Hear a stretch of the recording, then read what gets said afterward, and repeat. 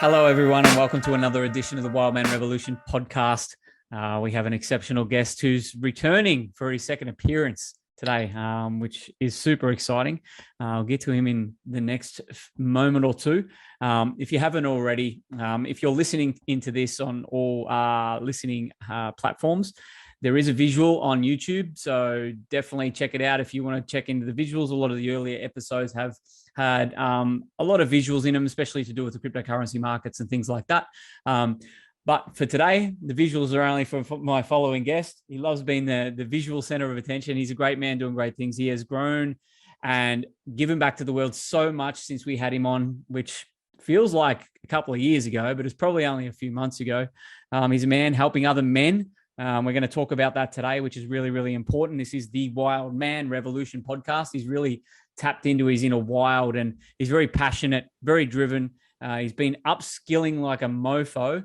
My following guest, he's a young bloke too. So listen in, all you older blokes who've got excuses in life to where you're at right now too. And even the young crew that are starting to tune in. We all need leaders, and it's not because we're only followers, but we do need someone to go first sometimes, and this man is definitely doing that. So without further ado, Dominic Morosini, brother, so awesome to have you back on the Wild Man Revolution podcast.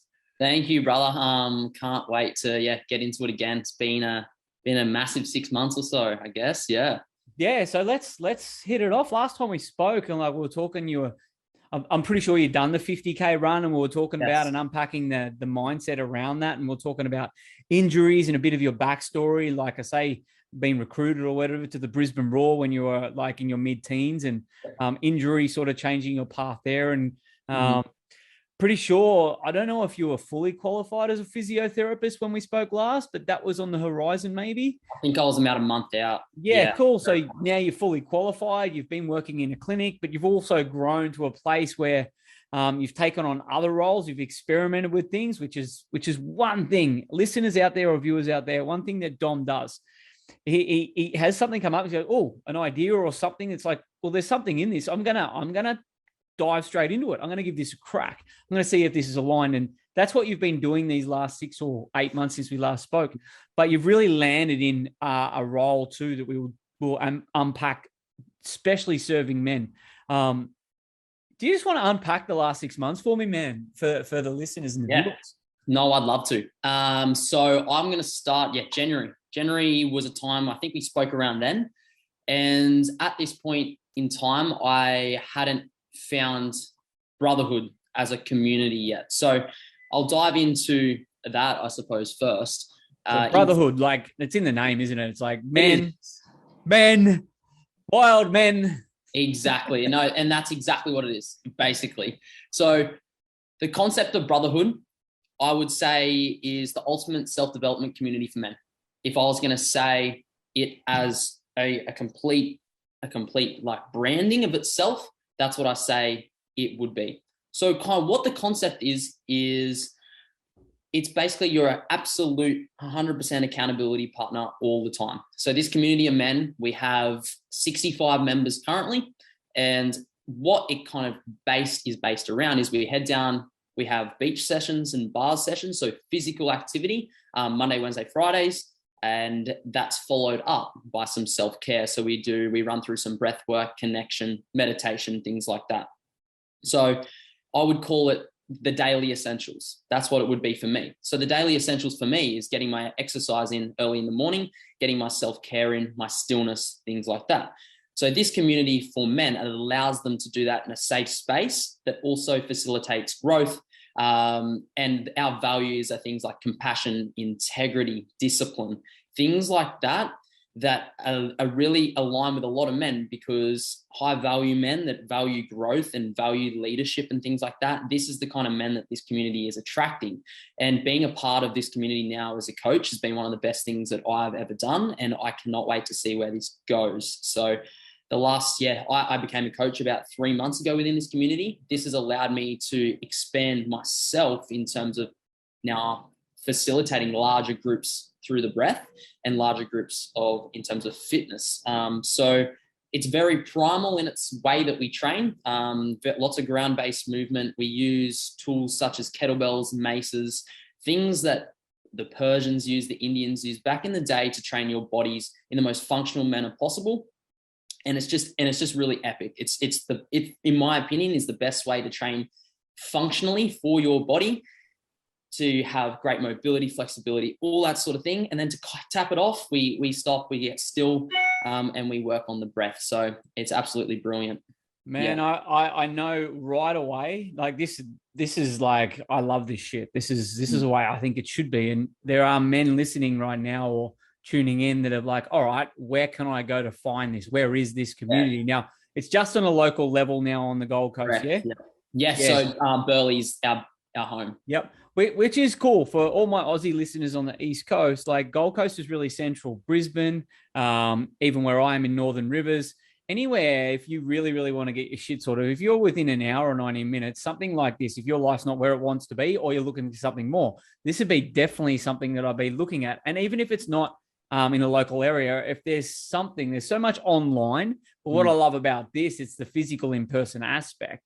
But there are so many movements happening like this around the globe. Like I've had guests on before that are involved in similar sorts of things with different takes, but at the end of the day, for men.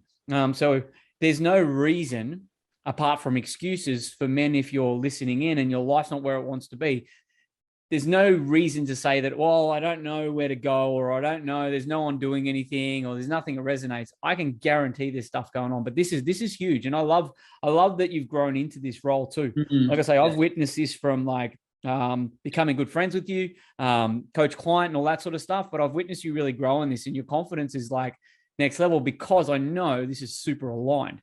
Do you want to talk about that around finding an environment that's aligned for you? Oh, yeah, massively. So in terms of my life personally, finding this environment that was aligned with me this is the most essential thing that I think that's happened in my life thus far. Finding a community of men like this that allows me to, one, be myself, be vulnerable, talk about things that I feel like I want to and need to talk about in order to go for the next step of my growth. And just it's accountability as well. But in terms of environment itself, I think this kind of transition from the 21-year-old, 20-year-old that just partied all the time, drinking, drugs, all that sort of crap that just really did not serve me at all, finding a community of men that all are just so in tune with what they want and what they want to do. And they're getting up every day in the middle of winter. It's 4 degrees down on the beach, the cold sand and all that sort of thing. Like it's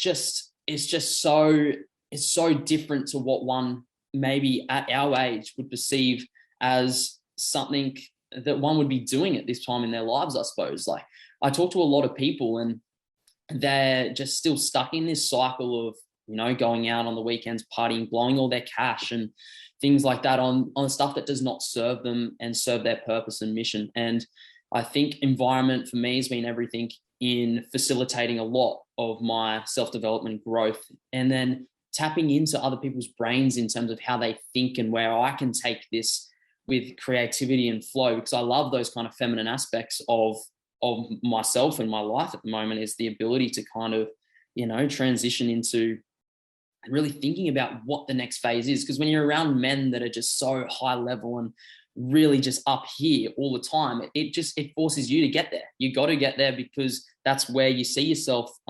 You're like, oh my God, what am I doing? I need to get to that next level. Because if I'm sitting down here all the time, one, you're not going to feel whole as a man, I don't think.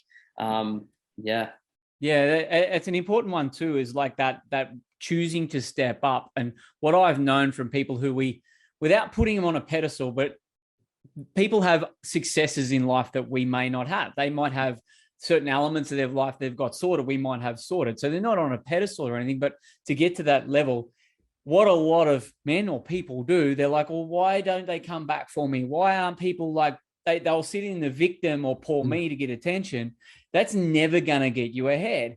Now, of course, this comes up for all of us every now and then. Poor me, I need my love or my significance. But the whole, like, if you're willing to go, no, I'm just going to be committed to myself and I'm going to step up, I guarantee when you step up, the people or the men that you see in these environments, whatever, you're like, oh, they're better than me, or they've got more than me, but they've got more success. They will help you out. But they won't help you out if you sit in your ass and you're like, oh, but what about me? oh, help me. Why Yeah, I'm over here. exactly. And there's jealousy, there's resentment, there's comparison and all the things that we work through. So it's freaking awesome, man. And you talked about vulnerability in there. Vulnerability. So how do you find it with a group of men? Like one of your superpowers, I would say now, is being vulnerable. Yeah. Like how would you find that for yourself, but also the men you're witnessing being vulnerable in a space where men are supportive?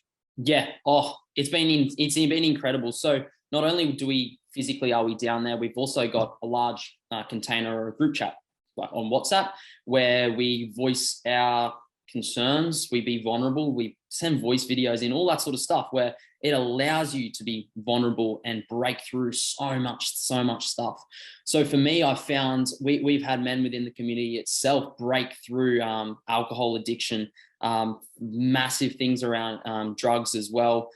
We've also had men break through, really shift through large parts of relationships that weren't serving them, and just incredible things where we're supportive, so you're allowed to be vulnerable in order to then, I would say, cut ties that are no longer serving you. The past is the past, and moving into the present, and then looking towards the future. And vulnerability within this space allows that to happen, and it doesn't happen enough. In men in particular, they're holding on to stuff for so long. And this community itself allows you to, I suppose, break down the root cause, because it's just not talking superficial stuff anymore. We break down the layers. We finish off with connection and questions that really make you think. And just because other men are doing this within the community, it allows men to open up eventually. Maybe not the first time they come down, they might feel a little bit uncomfortable in doing so. But the more they come and the more support that one gets in terms of this, they're just it's like an onion. You peel the layers off and you get to the root cause eventually, and then the breakthrough happens. Yeah. And it's happened so many times that I've seen myself personally within the group, and even talking to men externally to the group that mightn't feel so comfortable speaking about it in person, but over calls and things like that, breaking through that has been just super epic. So yeah, I think finding and being vulnerable within a community like this is just, it's essential really for men, I believe, at this. Yeah, 100%. And it's like the social proof when we need to see a lot of the time, we don't have the confidence in ourselves, or we think we don't have the skill, or we don't have what it takes. We need to see that social proof of other men maybe doing something. And this is for not just men and women both, but other men in the community doing that. Generally what we see is other men would rather they'd see the social proof of going to have a beer to talk about their stuff. And then it's at the end of the night. That's the social proof they're used to, or the condition they're used to. The more they see this sort of a movement happen, the more they're going to go, oh, maybe it's okay to be open and be vulnerable. Even if it is from a place of talking about your deepest, darkest shit. Men do have, I don't know if you find this, what I find when I'm running retreats and things like this, men do have this tendency to go from closed off to then vomiting the deepest, darkest shit in one hit. It's like when you talk about a breakthrough, it's like, blah, blah, blah, and then all this stuff unpacks, and it's messy and it's crazy, and there's all the fears, there's all the concerns they had about all this sort of stuff. But when that happens, how good is it? It's like this whole, they become a new person just from this instant. True? Yeah, exactly. It's like a refusal of the call. And then when they accept the call and step into that space, they're like, oh my God, and their whole life opens up, and they find new passions and things like that, because there's been things holding them back for so long. So as soon as they accept that call, they're like, I've seen that for sure. And some of the energy that you see and passion you see in some of these men that have broken through that, it's just, that's what that is worth more to me than any monetary kind of value that could be placed on things. If I can facilitate that on this earth, and to optimize that, and to liberate those sorts of things out of other men, then that's exactly what I was placed on this earth to do. And that is just so special to me. Every time I receive a message that's about a breakthrough or something like that, I'm just like, yeah, that's been the best day ever. That's the best thing. It's the best mission and purpose you're talking about, man. And you are definitely in alignment with that. And I talk about this a lot. There's no other feeling like that. Like, yes, we're in business, or yes, we do all these things, and there is some sort of monetary reward sometimes, but it is that drive, that energy that comes from between, this is my mission. I'm on purpose here. and that feeling you get from witnessing others, even if it mightn't seem like that much, little breakthroughs are compounded, add up. And one thing that was coming through for me then, and I just had a huge mental blank. I was talking to Dom before the podcast, and I was sitting there, I'm like, oh, I'm trying to get my headspace right here. I'm fasting at the moment, had the little man all morning. Nothing wrong, but I'm like a bit airy-fairy. And I'm breath work leading into this. And I'm like, oh, shit, I might have to ground. And maybe this podcast has grounded me, but I wanted to segue into the breath work that you've just run with, man. And it is huge. I'm a big proponent of it. Like, I've been doing it for years now. It is the essentials, as you describe it. For me, it's one of the essentials. It's a non-negotiable, I call it, for my day. Do you want to talk about like breath work and what it's meant for you personally, and then facilitating that too? Yeah. So breath work for me, I began breath work with you. You were the first person that kind of exposed me to breath work, and instantly I fell in love with the practice itself because of the way it made me feel. It allowed me to, one, dive into stillness, into my parasympathetic, to actually allow me to sink into myself a little bit and view the space through like a more subconscious, unconscious level. And in doing so, a lot of things came through. A lot of things that I was suppressing came through. It allowed me to have some direction and purpose around things that I might have been putting away during the day, and it allowed me to reflect on that. And then I'd reflect on that, and I might journal that after I'd finished my breath work, because during breath work and meditation, a lot of those things come through for me. So right now in my life, that's what I'm utilizing breath work mostly for, allowing me to kind of sink through all the busyness of the day, sit with myself for that 20 minutes to half an hour, depending on what practice I am in doing in particular, whether it's a faster practice or a slower practice, to really sink down and be still. And yeah, that's what I'm utilizing it for now. It's a massive stress management thing for me. It allows me to sink down and just really have some more clarity before I begin my day. That's why I believe it's a daily essential, because without this, I feel like you're straight into your day and you're not stopping to reflect and those sorts of things that I used to just kind of dive into my day, and then I'd get stressed out later. I'd be like, okay, why am I feeling like this? Whenever I feel that feeling now, I just sink and take 10 minutes to breathe. And in doing so, that resets my whole day. And then I'm able to, once again, have more energetic productivity with everything else I do following that breathwork practice. Yeah, it's one of the things with, I always get asked all the time, whether it's on socials or in person, like, oh, breathwork, what does it do for you?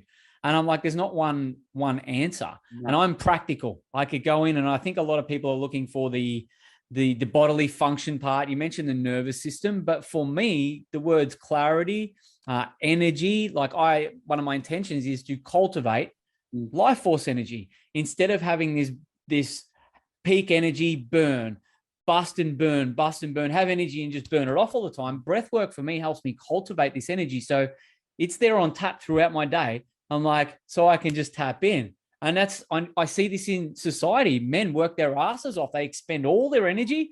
They burn out, especially in entrepreneurs or even in the health and fitness industry, something where you're on the go all the time working with people. So that's one of the things with me. But simplification, if you're curious about breath work, my tip, I've got that, but I'd love to hear for anyone from you, if they're curious about breath work, what's something simple that you would say to them? If you're curious about breathwork, I would say the first thing that I did is YouTube's the best resource out there ever. YouTube is literally, you can learn most things or mostly everything that you would want to know in this world from YouTube. So literally, if you typed in breathwork practice 10 minutes on YouTube, it'll give you a full 10-minute run through of what that maybe a simple breathwork practice might be. It might not align exactly with what you're looking for, but at least it'll probably give you some sort of feeling. It'll give those tingly sensations you might feel when you do a stronger breathing practice or something like that. And a lot of people haven't experienced that before. And I think experiencing that through the first time through something like YouTube, I'd be like, I feel like the first time you do breath work and do it properly, you fall in love with it almost immediately because you can see the effects. So 100%. Yeah, I feel like that would be a starting place. And then from there, usually people get really interested. And that's when you kind of seek out and see where these breathwork communities are. Either breathwork communities or breathwork coaches such as yourself. So yeah, perfect. Experience it. As simple as that. And the great man Sean Whalen says, If you don't have the answer, fucking Google it. Yep. It is. There's an abundance of resources out there. I've said this over and over again. It's just unresourceful people. And they're, the way I see it, and this is an invite for the listeners and people tuning in. If you are like, we want to try this modality, or I've always wanted to try that, go and fucking do it. Like, even like practitioner courses and that are there. You find the right people that are aligned. It's not going to cost you an arm and a leg. And this is just limiting beliefs from people going, oh, I can't do it because of the money, or I don't have the time. That's all bullshit. All of that's bullshit. Again, experience is the key. And that's what I would have said. It's like, experience it. Yeah. And like, yeah. And in around the Gold Coast, if you are a Gold Coast local, there's so many communities that offer this for free. For example, on a Saturday morning, we have our familyhood, which is on Burleigh Beach. It's men and women. We have we do our 45-minute workout on the beach, and then we sink into a longer, deeper breath work. So on the weekend just gone, there was something like 60 people there, in which I facilitated the breath work for that amount of people in that community. And it's just so incredible to see. The sun is shining. There's men, there's women. We're all breathing in tune. It's like when one's kind of magnetic field is combined with another one, and then there's 60 people, and it's so beautiful. And the smiles and the love that you get in that environment is something different, and something I think, you have to experience in order to be like, this aligns with me, and this is how I believe that I'm going to be able to, deal with maybe some of those stresses that I might be having in my life. So just experience it. Yeah. And 100%, once you get into things like this, you add into your essentials, or you're working with someone on it, then you can get into the deeper stuff. You can then develop this way to work with your nervous system or emotions or past traumas in a deeper, more grounded, and more of a way that gives you long lasting change. I think that's one of the big things. Like go back to the nervous system, like both activates both parasympathetic, P for peace, and sympathetic, depending on your intention. A lot of our things that we've had in society that generally calm our nervous system are like alcohol, drugs. They actually activate and calm the parasympathetic nervous system in an unhealthy way. And this is why and this is my specialty area too with trauma, this is why so many people find it really hard to give these things up, because it actually gives them some sort of short-term benefit.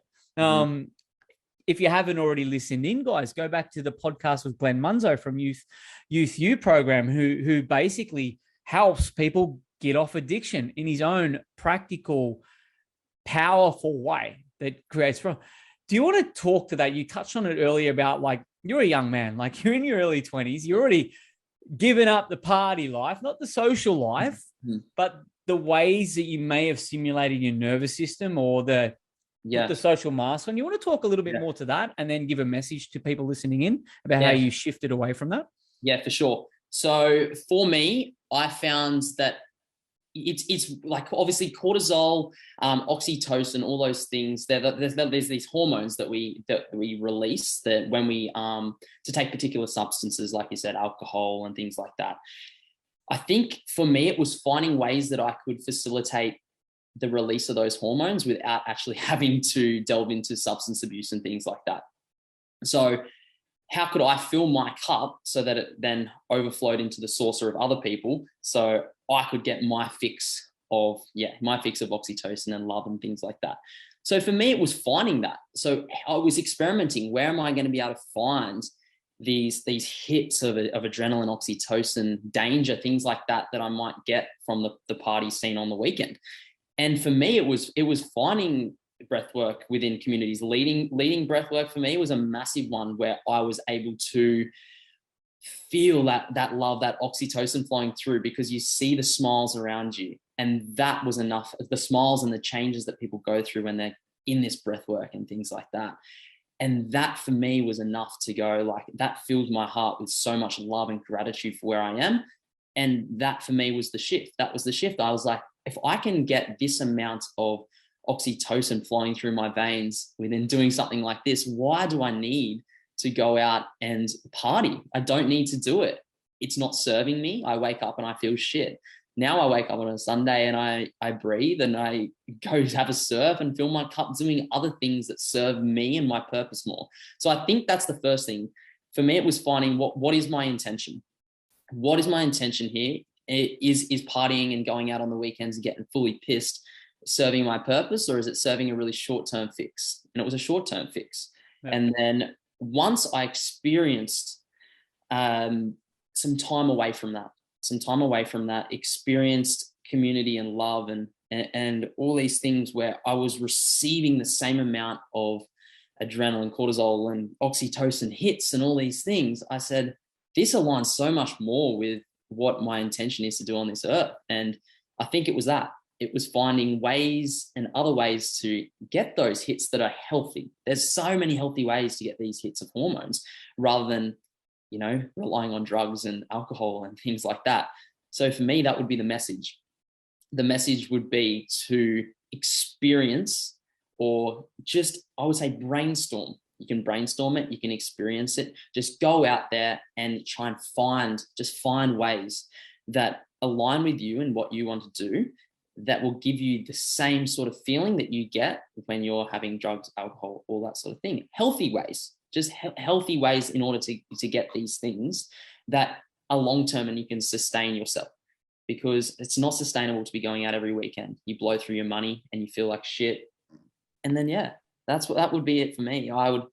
I think one just needs to experience it once, and then they become hooked and addicted. It's like an addiction with everything. You become addicted to breathwork because it feels so good. You become addicted to exercise because you wake up at 6 a.m, you do an hour of exercise, and your day is just so productive.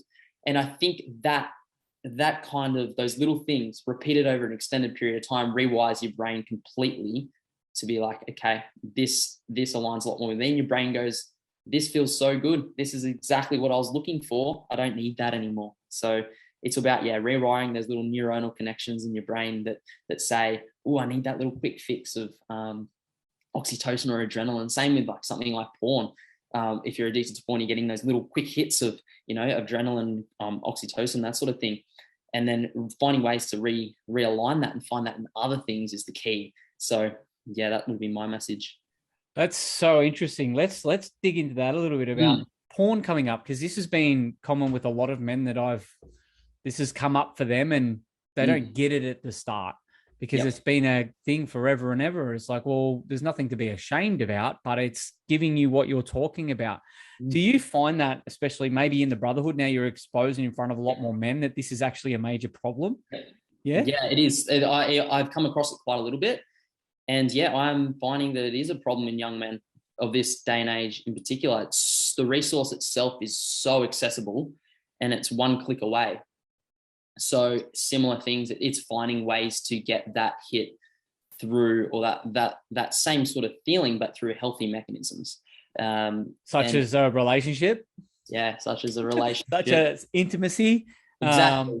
This sort of stuff. And this is why it comes up a lot for me and a lot of my clients, a lot of the men that I talk to, because one of the problems they may have is maybe they're later on in life. They're not young blokes, a lot of them. They're in their 40s or they're in their 50s.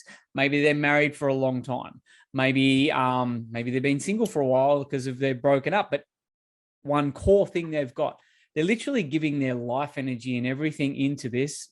For all you listeners out there, if you know what I'm talking about, loosh harvesting through porn is out of control. Don't worry about the big footy matches that the demonic forces are at play. Loosh harvesting, and you are watching porn, you are intertwining your energy, your life force energy with the screen, which can be a magic thing, and you're interlinking it with that porn star, with that woman, with that man, whatever it is for you, and you got karmic ties to this.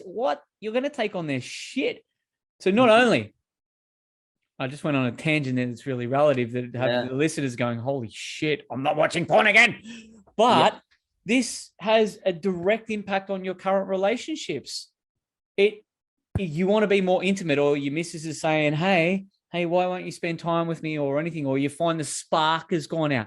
What that spark is for men out there, our power, our superpower, our fucking seed, whatever you want to call it, and you're just blah, blah, blah, over there. I'm not saying you can't pull your dick.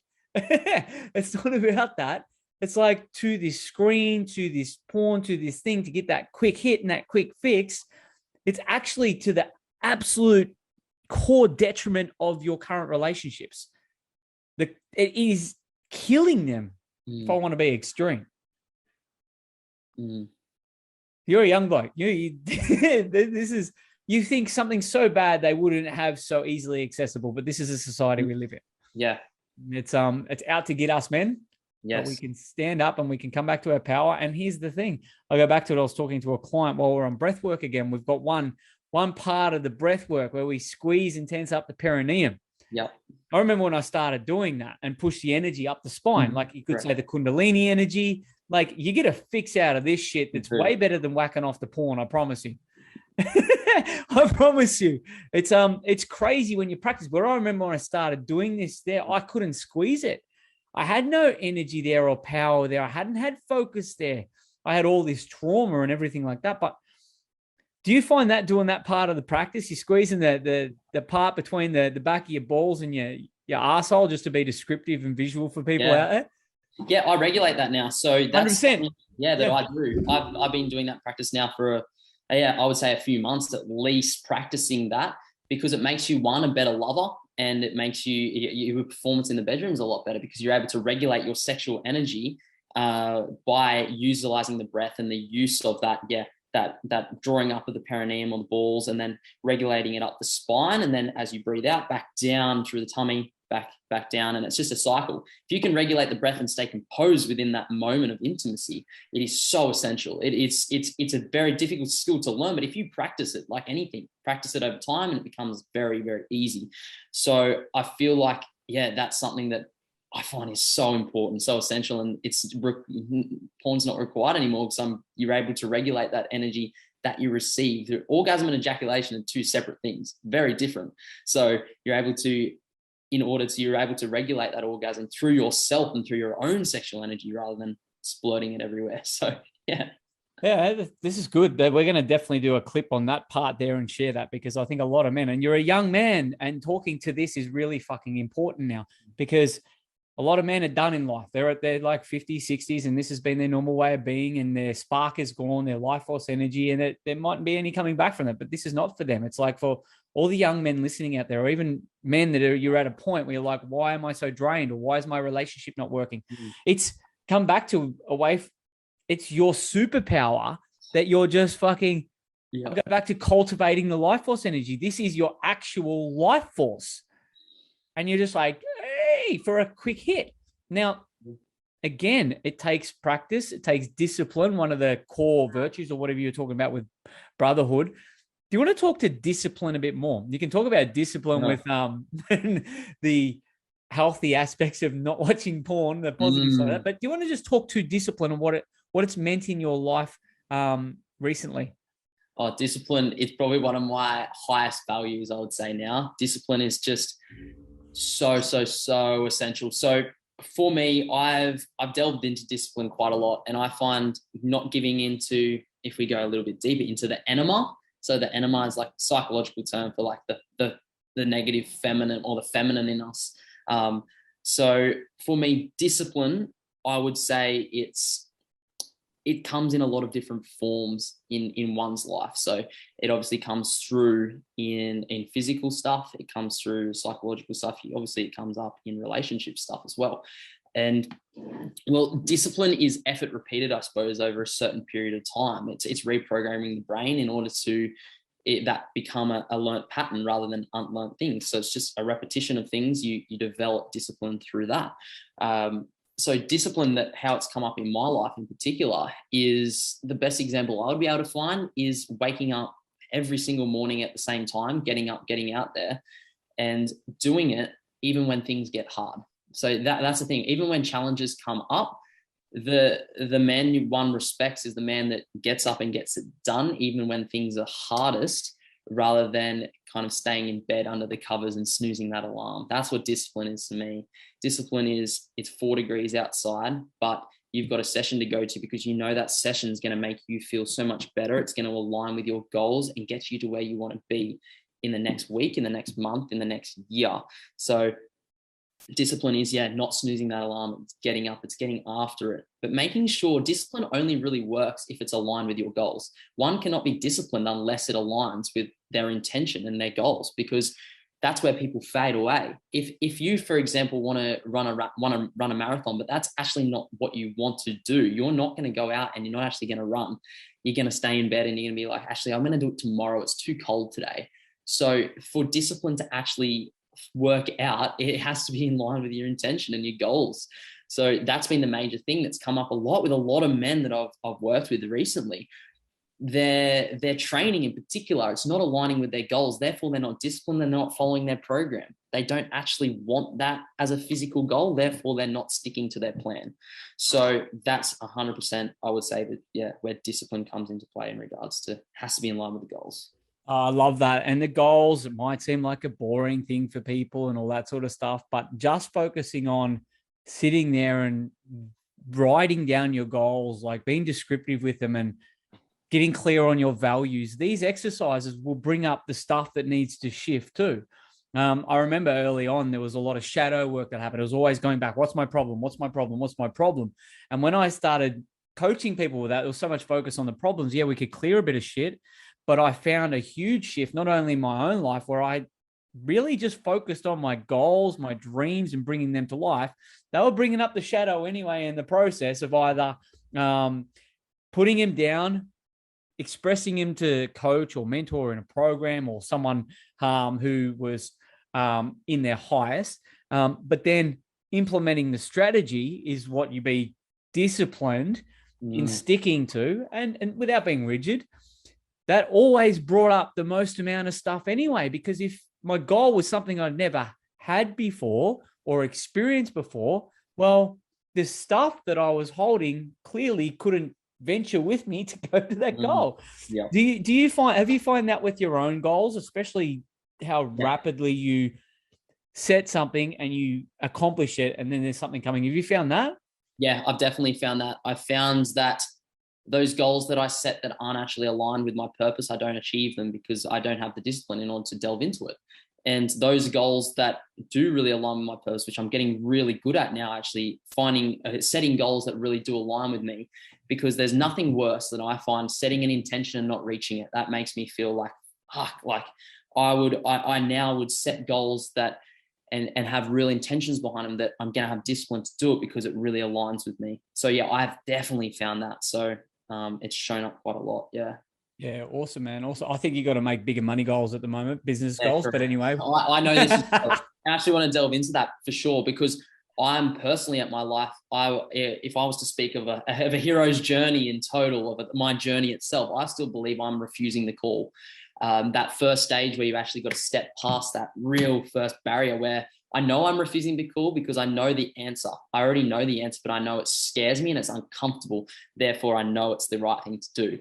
However, I'm still refusing that call. So until now, 100%. You've been witnessing that not only by me or the listeners and the viewers. It's like, correct. Bigger money goals, bigger purpose goals, bigger career goals. But you just gave away the clue of why most people won't even sit down and do it, because their goals, they're like, holy shit, they scare them. They're meant to. Yep.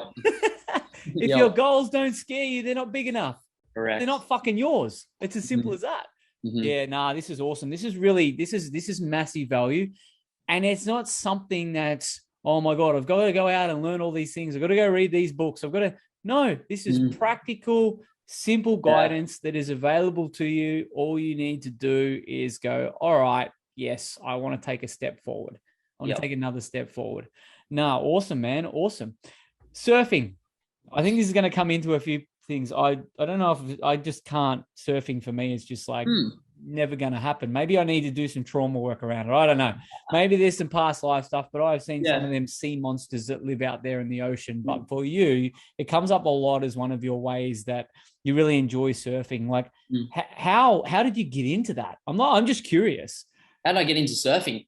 Okay, I got into surfing when I was probably 10 years old. I just used to love the beach. I like going down to the beach. And then one day I just, I was usually just boogie boarding. Then I picked up a board and went, I'm going to try actually start surfing today. And for me, I wasn't very good at it at the start, but as a 10-year-old, you learn pretty quick. You can learn stuff pretty quick when you're younger. Like your brain is just so good at adapting to new stimuli. So I started surfing and probably started getting into shortboards and stuff around 12, 13. And then for me now, I use it as a way, it's my play, it's my fun. It's the way for me to sink down and just not have a worry in the world. I find the ocean the best place for me to do that. I find it so peaceful, and just sitting there on your board waiting for a wave is like one of the best feelings ever. Although you're not actually catching a wave, I find it's a time that I utilize breathwork as well in order just to sink down. I'm in nature and it just feels comfortable. So I've always lived by the ocean, and it's just comfortable for me when I'm in that space to reflect and just to, I find that I finish a surf and I have so much mental clarity. It's crazy, because I've just had so much fun, and now it's time for me to, get back into my day and really go from there. So surfing has been a big part of my life at the moment. Someone ran over me the other day. So my wetsuit ran over you on a surfboard. Yeah. So my wetsuit's got a fin chop through the back of it. So I've got to buy a new wetsuit. It's cold at the moment. So I've got to buy a new wetsuit so I can get back out there. So I haven't surfed in a few weeks, but it's definitely something I need to go to get a new damn wetsuit. I was afraid of sea monsters. It's other bloody surfers. Holy shit. Yeah, no, other surfers. Is there such a thing called surf rage? Oh, 100%. There's a thing called surf rage. I've never been in an actual thing of surf rage. I've seen a lot of surf rage though. It's pretty classic. Definitely, especially down around Snapper and that sort of thing. You get those, you get a lot of good surfers and a lot of not so good surfers down in around that. So it becomes pretty funny when people, start raging, and there's been some altercations for sure on the beach that I've seen. So yeah. Maybe that's what I do, because we're right near Cabarita Surf Beach here, and it's very, very busy. Lots of surfers. So I'm surrounded by surfers, and everyone goes, "So do you surf? So do you surf? So do you surf?" I'm like, "No, I'm a fisherman. Fuck going out there." I'm like, I've seen some tiger sharks that'd eat you in one bite, man. That's just the world. If I'm going to get eaten by a tiger shark, then that's my destiny. Yeah, true. Very true, very true. It does tie into, and this is why one of the reasons I asked is like living like your life with your passion, still working, still serving, like you're doing a mission and purpose. It's all aligned. You still got a job, so to say, where you're working for someone, but what I've seen from you at such a young age, you're able to have all these things. I don't like the word balance, because I don't think there's ever balance, but you have this harmony where you are filling your cup, you are having your playtime, you are giving back. What's your message to men out there, especially that think you can't do this, or I have to work during the week and there's no time? And what's your message? Ask for what you want. Okay. That would be my message, because boom, ask for what you want. It's something that men struggle to do, I think, to actually ask for what you want from your employer, from your partner, from yourself, and from family and friends and things like that. In asking for what you want, for example, for me, it's worked out very well in terms of work. All I do is I work as a physio about 5 hours a day now, and I've asked for that. It's actually what I want. It gives me time to fill my cup with my Brotherhood stuff and give myself time for myself.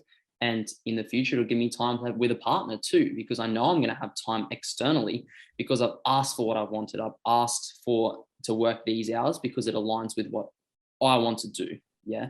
I'm not working. I am working for someone, but at the same time, I feel like I'm almost really dictating quite a lot of my life. It's because I'm not afraid to ask for what I want anymore, because in asking for what I want, it's allowed me to get to this place now. And this place is very nice, and it allows me to do all these things. It does. So that would be my message to men out there is, don't be so afraid that you've got to stick to that 9 to 5, because that 9 to 5 isn't everyone's reality. It doesn't have to be your reality.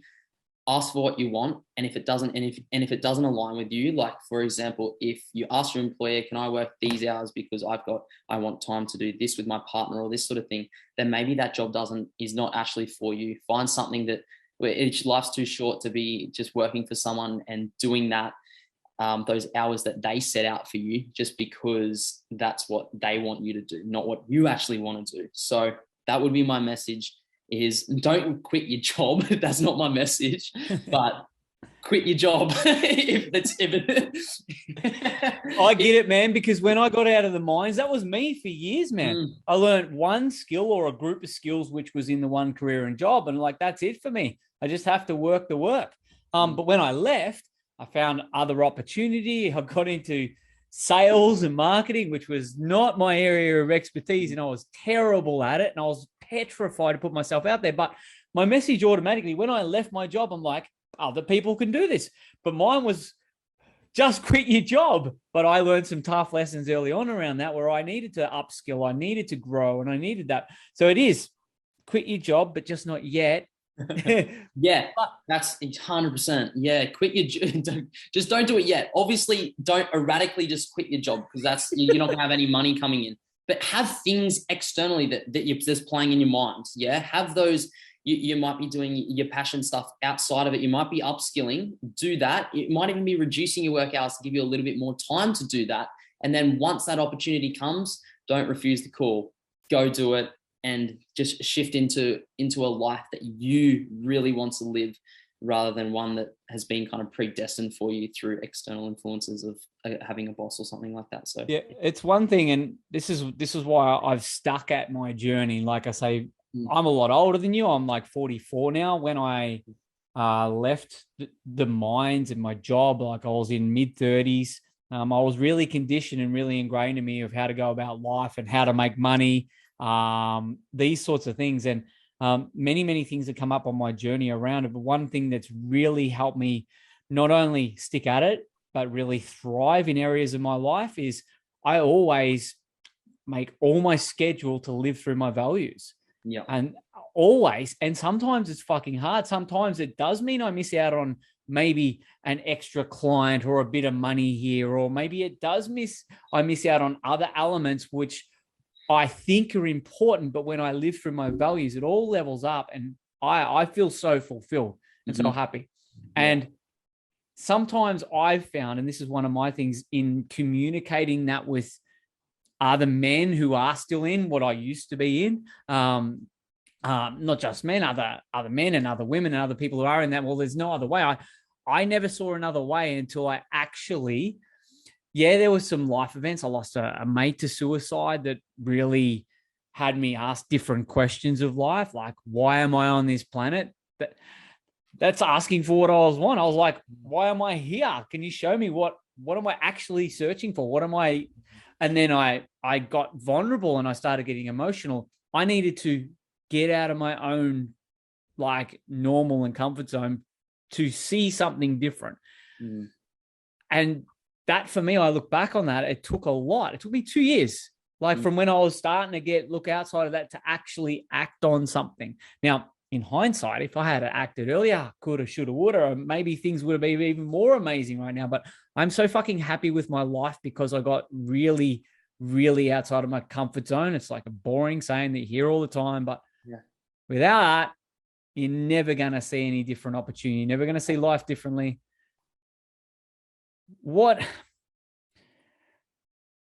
Again, I think with yourself and what I see with your journey, man, is like, I don't think you're going to stick at one thing when it comes to these, whether it's mechanisms to make money. Your mission and purpose is clear, but I think it's going to unfold more. Do you see that for yourself? Yeah, 100%. And I just thought of a nice little representation of what you were just saying is, you don't, until you look over that chasm into the depths of the abyss, you don't actually know what your limits are and what you actually could experience on this earth. So yeah, I thought that would be a really nice representation. But in terms of what you were saying, yeah, I don't see myself doing what I'm doing for the rest of my life. I know it aligns with me right now, and it's allowing me to fulfill my purpose currently. It's giving me my monetary value that I want and require now to live the way I'd like right now. But I know that I have more to offer and more to serve, and it mightn't be as a physiotherapist, it might be as something else. There might be other streams of income that I find along my journey, and that's actually doesn't scare me at all anymore. It's actually super exciting because I know as long as that I'm living through my values, always asking for what I want and living via my purpose, which is to optimize the human experience, basically through increasing consciousness of one's psyche in general. in doing so, then I know that something's always going to align with me. And in doing so, yeah, I feel like I said, I'm not going to be doing a physio thing for the rest of my life the way I am right now. It might look a little bit different. I might be coaching differently. All I know is that I'm always going to be living very similar to my current purpose, even though that might change too. And that's the beauty of life. And that's what actually excites me so much, is that I know that this might not be a forever thing. And that is so epic. I actually find that that's what actually drives me every day too, is because I know that I might not be doing this forever, but right now this feels so good. But maybe down the track it mightn't, and that's cool. And I'm cool with that now. And I love having that freedom and that opportunity that I know might come up. So yeah. Yeah, awesome, man. Awesome. Love it. This has been a really, really good podcast, man. I'm glad I got you on again. I had the fleeting thought the other day. It was really, and I'm glad because you've grown so much and you're giving back so much. Where can people find you, man? Socials, yeah, but now you got the Brotherhood thing going on. Yeah, so for sure. So you can find me on a lot of my stuff on Instagram, Dominic Morosini. That's a lot of my personal stuff, physio, etc. You can also find me now through Brotherhood Instagram. So that's at Brotherhood Gold Coast, or down at Burleigh Beach. We do Monday, Wednesday, Friday mornings, Tuesday and Thursday afternoons down at the beach and the bars down at Burleigh there. We also are currently looking at a gym space to move into. So that's super exciting stuff on the horizon. So you can also find me down there as well. And then we do Saturday mornings, a free session down on Burleigh Beach, men and women, workout, breathwork, connection, followed by coffee and great chats and things like that. So you can also find me down there. Best way to get in contact with me is via either Brotherhood Gold Coast or my own personal, and then I'll send you all the info in regards to that. So if you're a young man or a man of any age, because we have men 45, 50, all sorts of ages that join us down there, that's living on the Gold Coast or even is stopping in for a little while on the Gold Coast, come on down. We're so welcoming, and we'd love to have as many men down there as possible, because we know that this is changing lives and it will change yours as well. So yeah. That would be epic. Awesome, brother. You're a man on a mission. And again, grateful to have you on again. You've added massive value today. All the links also will be found down below for Dom. Definitely have you on again in the future. The way you're ticking things off your list and moving forward, man, it'll be a totally different interview in 6 months' time. Sure. But thank you again for being on the Wild Man Revolution podcast. One last message to the listeners, viewers out there. Just one thing. If you had a punchline, this is a new question for me. It can be corny. It can be powerful. It can be whatever. I want a punchline for all the listeners and viewers out there that's really going to spark them throughout their day. A punchline. God, this is a new one, Steve. I would say, you've put me on the spot here. I'm not good at punchlines. I'm better off the cuff of just general stuff. Let's make it general stuff and we'll call it a punchline. Yeah, all right. I would say, let's just reflect on some of the stuff I said. Let's say, ask for what you want. When you ask for what you want, you get exactly what you asked for. The universe will present it to you on your doorstep. Trust me. So yeah, let's say finish with that. Not so punchy, not a short bumper sticker, but massive value, brother. Thank you again. No worries, mate. All good. All right. See you later.